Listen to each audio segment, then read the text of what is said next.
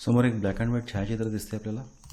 या छायाचित्रामध्ये एक छान देऊळ आहे, देवळाकडे जाणारी एक पायवाट आहे, आकाशामध्ये ढगांचे पुंजके आहेत। असे छायाचित्र सुधारण्यासाठी पूर्वी डार्क रूममध्ये बर्निंग अँड डॉजिंग या नावाचं तंत्र वापरलं जात असे। समोरच्या छायाचित्राचा विचार केला तर ही पायवाट आहे, ही पायवाट थोडीशी जर उजळ करायची असेल आपल्याला तर याला डॉजिंग असं म्हटलं जायचं। आणि आकाशामध्ये जर थोडासा ह्या मधला जो आकाशाचा दिसणारा भाग आहे, ढगांच्या मधून दिसणारा भाग, हा जर थोडासा आपल्याला डार्क करायचा असेल तर या तंत्राला बर्निंग असं म्हटलं जात असे। हे तंत्र आपल्याला आता फोटोशॉपमध्ये सुद्धा अवेलेबल आहे। तसं करण्यासाठी सुरुवातीला आपण या बॅकग्राऊंड लेअरच्या वरती एक नवीन लेअर तयार करून घ्या, ब्लँक लेअर। हा ब्लँक लेअर आपण तयार केलेला आहे। त्यानंतर इथे या दोन चौकोनांच्याकडे लक्ष देण्याची गरज आहे। त्यातला हा जो चौकोन आहे याला फोरग्राऊंड कलर असं म्हणतात, या चौकोनामध्ये जो रंग आहे त्याला, आणि मागे दिसणारा जो चौकोन आहे याला बॅकग्राऊंड कलर असं म्हणतात। आपल्याला ज्या पद्धतीचं काम करायचं आहे त्या दृष्टीने इथं काळा किंवा पांढरा रंग आणण्याची आपल्याला गरज असते।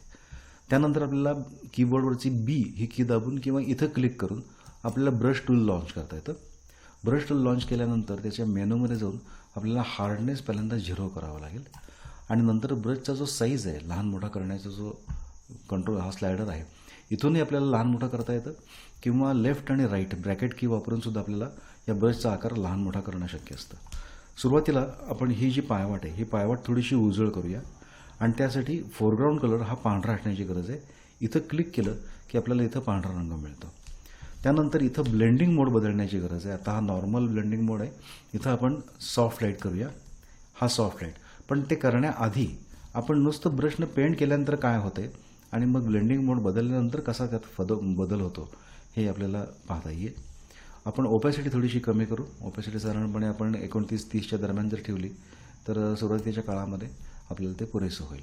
आता ही जी पायवाट आहे या पायवाटेच्या जी रुंदी दिसते त्या रुंदीच्या हिशोबाने आपल्याला या ब्रशचा साईज ठरवावा लागतो।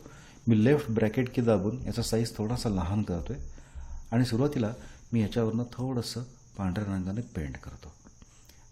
हे अजिबात चांगलं दिसत नाही आहे, पण जेव्हा मी इथला ब्लेंडिंग मोड बदलेन, जेव्हा ब्लेंडिंग मोड मी सॉफ्ट लाईट करेन तेव्हा त्याच्यामध्ये मोठा फरक पडलेला दिसेल।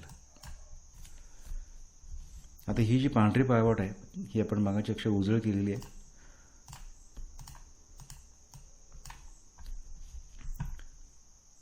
ही पायवाट आधीची आणि ही पायवाट एडिटिंग केल्यानंतरची। हा जर पांढरा रंग अजूनही जास्त वाटत असेल तर आपल्याला इथून ओपॅसिटी थोडीशी कमी करून या पायवाटेचा जो पांढरेपणा आहे तो आपल्याला मनासारखा करणं शक्य आहे। आता याच्यानंतर आपण आणखीन एक ब्लँक लेअर तयार करूया। तो आपण थोड्याशा वेगळ्या पद्धतीने करू। मगाशी केला त्या पद्धतीने करणंही शक्य आहे, पण आपण इथून करूया। लेअर, न्यू लेअर, आणि इथं ब्लेंडिंग मोड इथं आलेलाच आहे। इथं नॉर्मलच्या ठिकाणी आपण सॉफ्ट लाईट हा ब्लेंडिंग मोड निवडूया इथे आणि ओके करूया। आता इथं हा नवीन लेअर तयार झालेला आहे आणि इथं ब्लेंडिंग मोड आधीपासूनच सॉफ्ट लाईट आहे। आपण जसं विचार केला होता त्याप्रमाणे इथं आहे। आता इथं आपल्याला काळा रंग जो आहे हा फोरग्राऊंड कलर म्हणून आणण्याची गरज आहे। थोडासा ब्रश साईज आपल्याला मोठा करावा लागेल, थोडासा म्हणजे बऱ्यापैकी मोठा करावा लागेल, कारण आकाश जेव्हा रंगवायचे तेव्हा त्याच्यामध्ये एकसारखा डार्कनिंग होणं गरजेचं आहे। मी थोडीशी इमेज लहानही करतो, कंट्रोल- की दाबून, म्हणजे आपल्याला हा ब्रश जो आहे हा बाहेरपासून सुरू करता येईल।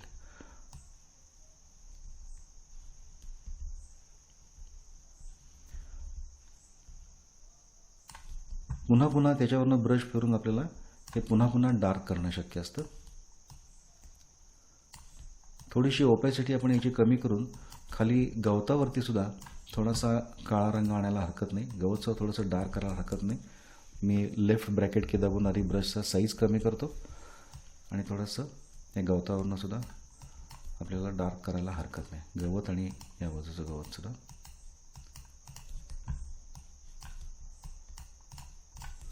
थोडासा ब्रश मी थोडा मोठा करतो आणि अजून एक याच्यावरून काळ्या रंगाचा आपण थोडासा वापर याच्यात करूया।